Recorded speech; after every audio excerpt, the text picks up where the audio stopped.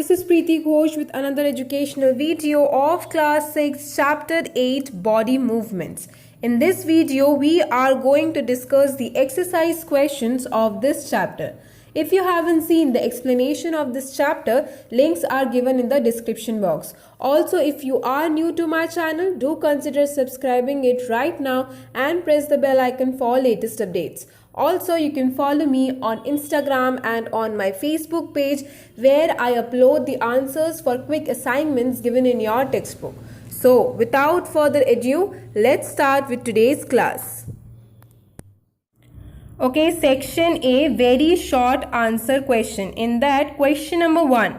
When you agree or disagree with someone, you shake your head. What is this movement called? So the answer is, this is called movement of head. तो ये of head was missing, वो नहीं लिखा हुआ था, तो इसलिए मैंने यहाँ पे लिख दिया है. The answer will be movement of head. Clear? जो हम जब डिसएग्री और एग्री करते हैं, अपने सर को हिलाते हैं, तो उस मूवमेंट को कहा जाता है मूवमेंट ऑफ हेड. मीन्स अपने सर का जो मूवमेंट है. क्लियर? नेक्स्ट क्वेश्चन नंबर जो 2 है, that is asked what type of joint is between shoulder and upper arm. हमारे शोल्डर और हमारा जो अपर आर्म है उसके बीच में जो जॉइंट प्रेजेंट है, उस जॉइंट का क्या नाम है? That is called ball and socket joint.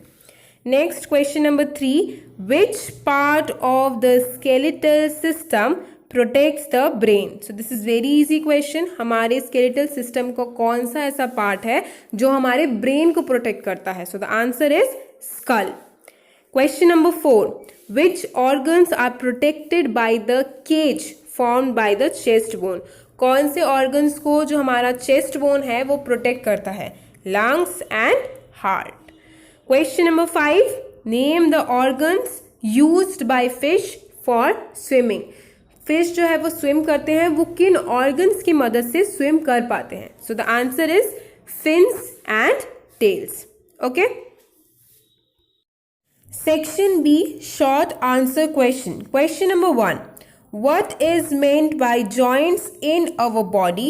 How are bones held together at the joints? Joints, हमारी body में जो joints है उससे हम क्या समझते हैं? Means what is joint? Then they have asked you कि how are bones held at the joints. Bones एक joint पे कैसे एक साथ रह लेते हैं या कैसे एक दूसरे को held किए हुए हैं?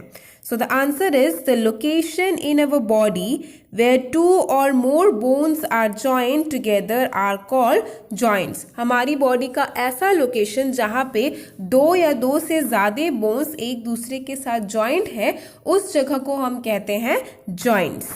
Now all our movements are brought about by joints. सारे जो movements होते हैं वो इन joints के थ्रू ही होते हैं. The bones are held at joints by means of strong tissues called ligaments. और ये जो bones है joint में, वो एक दूसरे के साथ they are held together. किसकी help से? एक strong tissue की help से, जिसको कहा जाता है ligament. Clear? Now next question is, what is a gliding joint? Gliding joint क्या है? Where is such a joint found in our body? और gliding joint का example अपनी body में कहाँ देख सकते हैं? Let's see the answer. Gliding joint. The joint will allows only a limited movement due to sliding change of cartilage is called gliding joint. तो एक ऐसा joint जो कि एक limited movement ही हमें allow करता है, cartilages का जो sliding nature है उसकी वजह से उस joint को कहा जाता है gliding joint. और ये कहाँ पे देखने को मिलेगा? The movable joints of backbone are gliding joints. जो हमारे movable joints हैं backbone के, वो होते हैं gliding joints. Clear? Next question number 3, how does locomotion different from movement? Locomotion और movement में क्या difference है? So the answer is a change in the position of any part of the body with respect to the axis is called movement. Body का कोई भी part का position change होना उसके एक्सिस के रेस्पेक्ट में, उसको कहा जाता है movement. And stationary animals such as sponges, corals, then sea anemone, then plants show this kind of movement. जो कि स्टेशनरी एनिमल्स होते हैं जैसे प्लांट्स एंड ऑल हो गए, वो क्या करते हैं, वो अपने किसी पार्ट का मूवमेंट शो करते हैं उसके एक्सिस के रेस्पेक्ट में, तो उसको हम कहेंगे मूवमेंट। ठीक है, एग्जाम्पल के लिए क्या है, वेन यू आर एग्री और disagree you nod your head, this is movement of head. तो वो जब हम किसी चीज़ को एग्री या डिसएग्री करते हैं तो हम अपने सर को हिलाते हैं, नॉड करते हैं। तो उस टाइम पे हमारा जो एक्सिस था उसके रिस्पेक्ट में हमारा सर नॉड किया, इसीलिए हम उसको कहेंगे movement of head. Clear? Now what about locomotion? Locomotion is the ability to move from one place to another. और लोकोमोशन क्या बताता है? लोकोमोशन का मतलब होता है किसी एक जगह से दूसरी जगह पे जाना। The bodily movement involving change of place in animal is called locomotion. जहाँ पे कोई बॉडीली मूवमेंट होता है, मीन्स पूरा का पूरा बॉडी एक जगह से दूसरी जगह पे जा रहा हो, उस चेंज को, जहाँ पे प्लेस चेंज भी हुआ, उस चेंज को कहा जाता है locomotion. Locomotion involves whole body but only a particular part is used for locomotion. तो अब लोकोमोशन के लिए, मीन्स लोकोमोशन हुआ है ये बताने के लिए पूरा बॉडी पार्ट ही इन्वॉल्व होगा, लेकिन वो जो लोकोमोशन हुआ है वो सिर्फ एक स्पेसिफिक पार्ट के थ्रू ही होगा। फॉर एग्जाम्पल, हमारी बॉडी में क्या होता है, हमारी बॉडी में जो लोकोमोशन करवाता है दैट इज अवर लेग्स। हम अपने लेग्स से एक प्लेस से दूसरी जगह पे जाते हैं, लेकिन जब हम एक जगह से दूसरी जगह जा रहे हैं सिर्फ अपनी लेग्स की हेल्प से, हमारी पूरी बॉडी एक जगह से दूसरी जगह पे डिस्प्लेस हो रही है, मीन्स प्लेस चेंज कर रही है। तो प्लेस जब चेंज हो रहा है तो पूरी बॉडी का होगा, लेकिन प्लेस जो चेंज करवा रहा है that is the only specific part of our body. वो हमारे बॉडी का कोई स्पेसिफिक पार्ट ही होगा जो कि लोकोमोशन में हमारी मदद कर रहा है। ठीक है, now animal use wings like birds क्या यूज करते हैं, विंग्स यूज करते हैं। देन हॉर्स, काउ, बफेलो ये सब क्या यूज करते हैं, लिम्स यूज करते हैं। फिश क्या यूज करते हैं, they use their fins for locomotion. ठीक है, तो क्या हो गया, मूवमेंट क्या होता है, कोई भी बॉडी पार्ट अगर अपना पोजीशन चेंज कर रहा है अपने एक्सिस के रेस्पेक्ट में, जैसे कि हम अपने सर को जब हिला रहे हैं तो हमारी पूरी बॉडी एक जगह से दूसरी जगह नहीं जा रही, सिर्फ हमारा जो सर का मूवमेंट है वो अपने ओरिजिनल जगह से दूसरी जगह पे प्लेस हो रहा है अपने एक्सिस के रेस्पेक्ट में, इसीलिए उसको हम कहेंगे मूवमेंट। ठीक है, तो वो किसी भी पार्ट का हो सकता है, किसी भी बॉडी पार्ट का हो सकता है। लेकिन लोकोमोशन क्या है, लोकोमोशन वो है जब हमारा पूरा का पूरा बॉडी एक जगह से दूसरी जगह पे प्लेस चेंज कर रहा है। Clear? Now let's move on to our next question, question number 4। What are the functions of bicep and tricep? Bicep और ट्राइसेप का क्या फंक्शन होता है? Answer is the biceps and tricep control the movement of the arm at elbow joint. Bicep और tricep क्या करते हैं, arm movement को control करते हैं elbow joint से. When the arm is moved up, the bicep contract and become shorter and tricep expends. तो जब हम अपने आर्म को मूव अप करते हैं, मीन्स ऊपर की तरफ उठाते हैं, तो हमारा जो बाइसेप होता है वो कॉन्ट्रैक्ट करता है और ट्राइसेप एक्सटेंड करता है। This is called flexing of arms, इसको कहा जाता है फ्लेक्सिंग ऑफ आर्म्स। अब जब हम अपने हाथ को स्ट्रेट करते हैं, मीन्स आर्म को स्ट्रेटन करते हैं या एक्सटेंड करते हैं, तो अब उल्टा होगा, क्या होगा, ट्राइसेप कॉन्ट्रैक्ट करेगा और बाइसेप एक्सपेंड करेगा।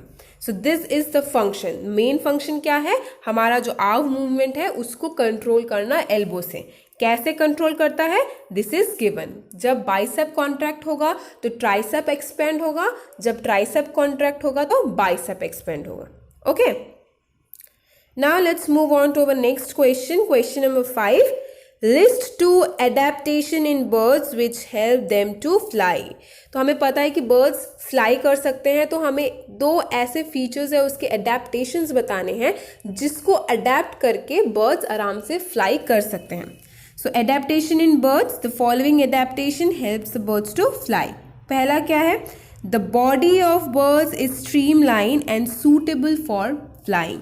तो बर्ड्स की जो बॉडी होती है वो स्ट्रीमलाइन शेप की होती है, मीन्स सामने से पतली होती है, एक नीडल लाइक शेप का वो स्ट्रीमलाइन शेप बनाते हैं, जिसकी मदद से वो हवा की अगेंस्ट का जो फोर्स आता है उसको ओवरकम करके उड़ सकते हैं। तो उनकी बॉडी जो है वो स्ट्रीमलाइन शेप की है, जो कि उड़ने में उनकी हेल्प करती है या उड़ने के लिए बहुत ज़्यादा सूटेबल होती है। नेक्स्ट अडेप्टेशन क्या है? Their bones are hollow and light in weight. The bony parts of the forelimbs are modified as wings. तो उनके जो बोन्स होते हैं वो हॉलो होते हैं, मीन्स उनका जो हार्ड कवरिंग होता है बोन्स का वो तो होता है, लेकिन उनके बोन्स के बीच में कुछ नहीं होता, वो खाली होता है, जिसकी वजह से वो बोन्स जो है वो लाइट वेट के होते हैं। तो जब वो लाइट वेट के हो गए तो वो उड़ने में उनकी हेल्प कर सकते हैं। साथ ही जो उनके फोर लिम्स होते हैं वो मॉडिफाइड होते हैं विंग्स में, और विंग्स की मदद से वो आराम से उड़ सकते हैं। ठीक है, now next section, that is section C, long answer type question. Question number 1, describe the hip bone. So hip bone को डिस्क्राइब करने को कहा गया है। The hip bone is formed by the fusion of 3 bones. तो hip bone जो है वो 3 बोन के फ्यूजन से, मीन्स कॉम्बिनेशन से बनता है।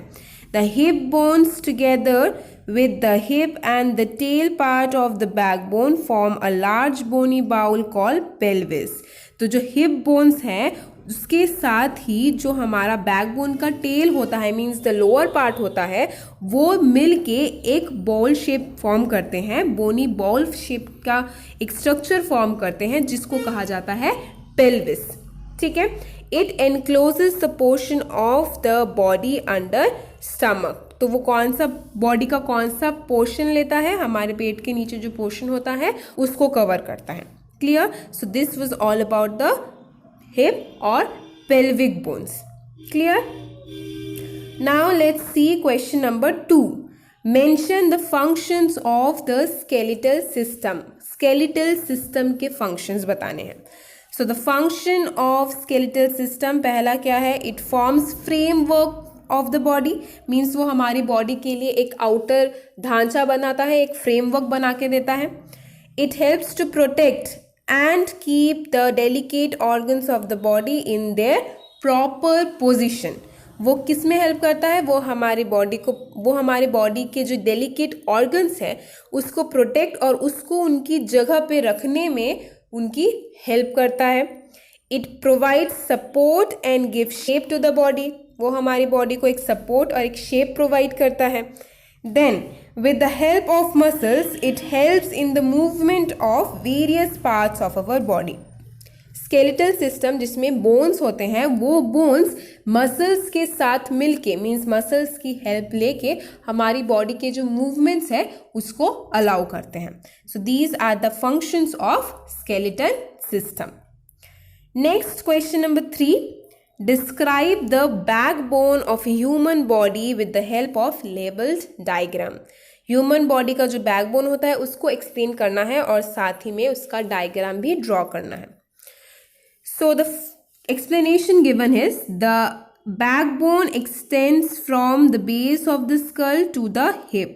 तो बैकबोन कहाँ से शुरू और कहाँ पे ख़त्म होता है? वो शुरू होता है स्कल के बेस से और ख़त्म होता है हिप तक।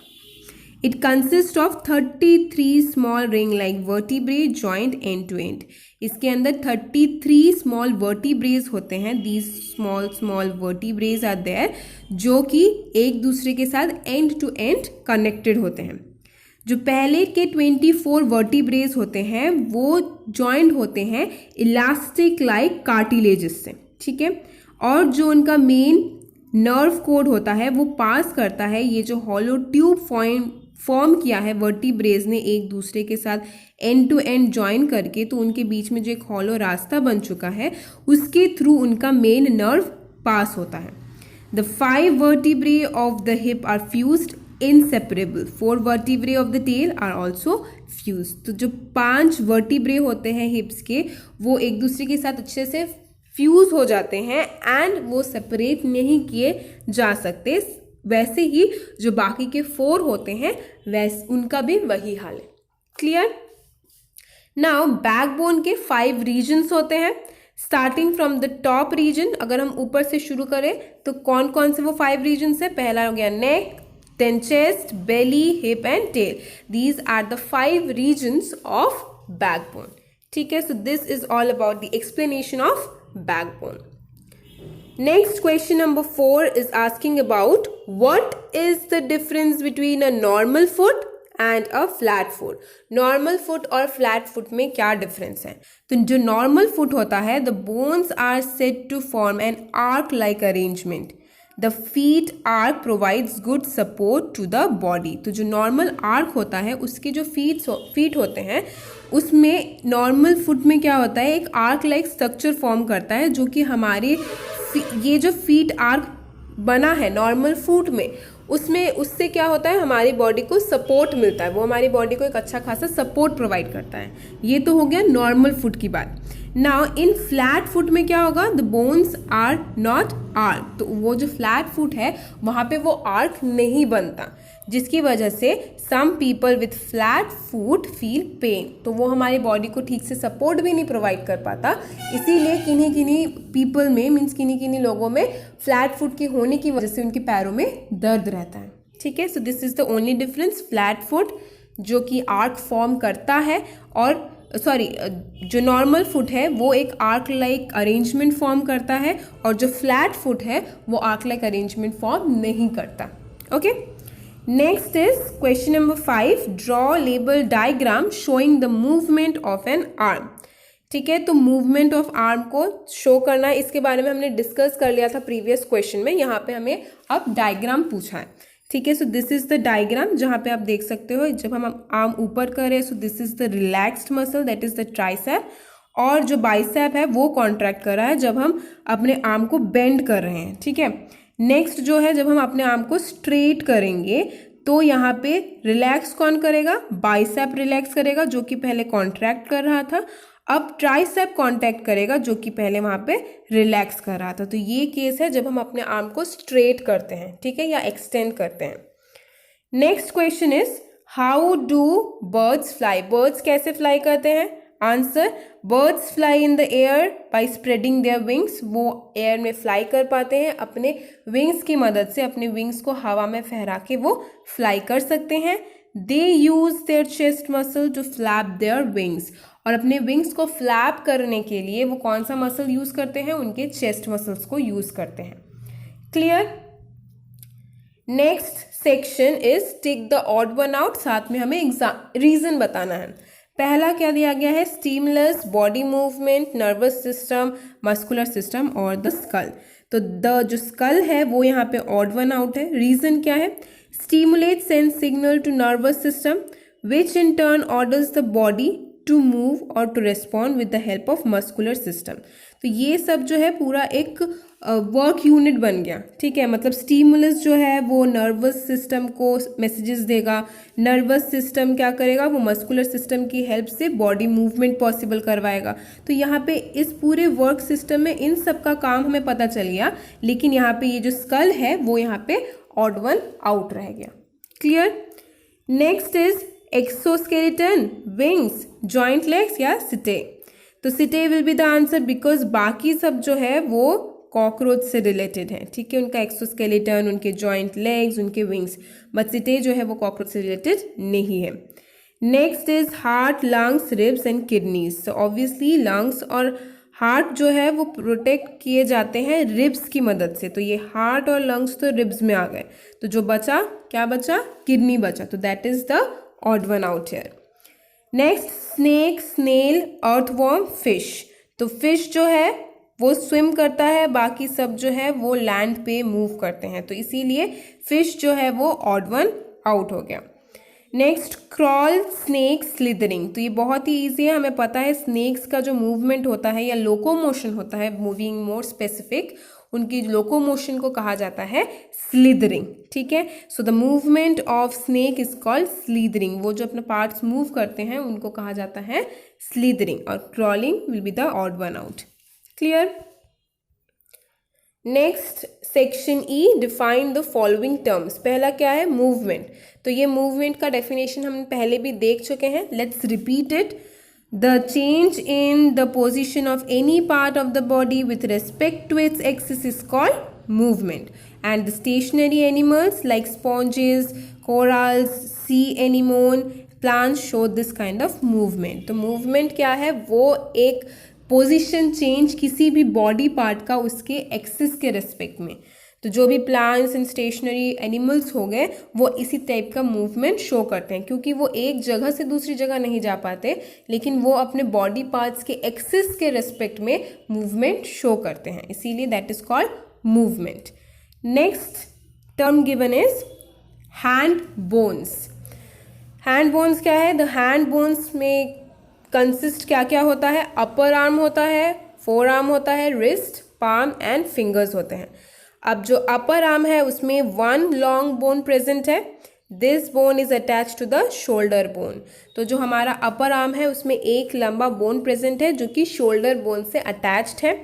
नेक्स्ट हमारा जो फोर आर्म है उसमें दो लंबे बोन्स प्रेजेंट है, रिस्ट में बहुत सारे सेवरल स्मॉल बोन्स प्रेजेंट है, एंड पाम में देयर आर 5 बोन्स और each finger consist of 3 bones. ठीक है, सो ये पूरा डिस्क्रिप्शन हो गया हैंड बोन्स के बारे में। Okay, next ligament.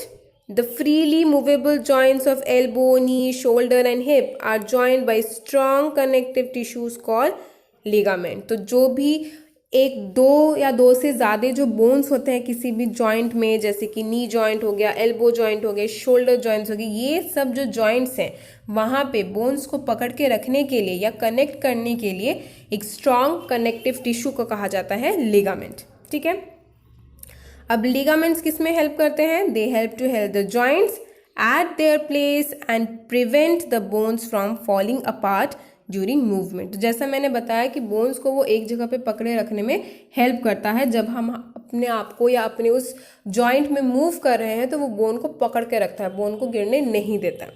Ligaments are elastic in nature, so they can stretch to let the bones move at the joints. तो लिगामेंट्स जो होते हैं उनका जो नेचर होता है वो इलास्टिकेबल होता है, जिसकी वजह से जब बोन्स मूव करना चाहते हैं जॉइंट पे तो वो परमिट करता है, वो खुद भी उतनी दूर तक इलास्टिकली आराम से मूव कर लेता है, जिसकी मदद से बोन्स में उस जगह पे आराम से मूव कर पाते हैं और कंसिक्वेंटली हमारी जो मूवमेंट हमें चाहिए वो हम कर पाते हैं।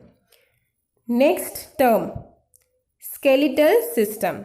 द स्केलेटल सिस्टम क्या है, वो हमारे बोन्स एंड कार्टिलेजेस का एक फ्रेमवर्क है जो कि हमारी बॉडी को सपोर्ट करता है।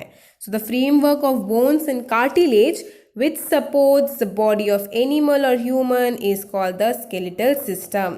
अब स्केलेटल सिस्टम में कितने बोन्स प्रेजेंट है, 206 bones are there and cartilages भी प्रेजेंट होते हैं। हमें क्या पता है, बोन्स जो है they are hard and cartilage is soft and elastic.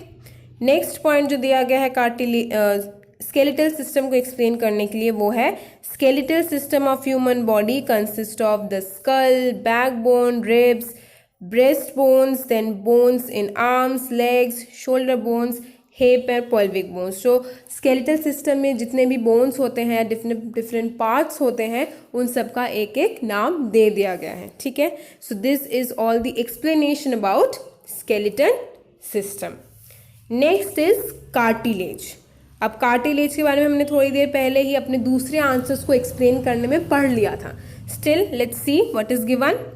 The part of our body skeleton which is not as hard as bones and can be bent applying force is called cartilage. तो हमारे body के skeleton के वो parts जो कि skeleton system मतलब bones की तरह उतने हार्ड नहीं होते, उनको हम बेंड कर सकते हैं थोड़ा सा फोर्स अप्लाई करके, सो उसको कहा जाता है कार्टिलेज। तो the upper part of the year is made of cartilage. हमारा जो अपर पार्ट होता है ईयर का वो कार्टिलेज से ही फॉर्म होता है। कार्टिलेज और कहाँ पे हम देख सकते हैं, cartilage is also found in the end of bones at joints. तो हमारे बोन्स के जो एंडिंग होती है, जहाँ पे हमारे दूसरे बोन्स के साथ वो जॉइंट होता है, उन बोन के एंड में भी कार्टिलेजेस प्रेजेंट होते हैं। Now due to the presence of cartilage the ends of the bone move over each other smoothly without friction. इन कार्टिलेजेस की वजह से ही जो बोन्स होते हैं वो एक दूसरे के ऊपर या मूवमेंट करने में हमारी मदद करते हैं बिना फ्रिक्शन के हुए। मीन्स फ्रिक्शन की वजह से क्या होगा, एक अगेंस्ट फोर्स आएगा, जो कि हमारे मूवमेंट को रेजिस्ट करेगा, मीन्स हमारा मूवमेंट नहीं होने देगा।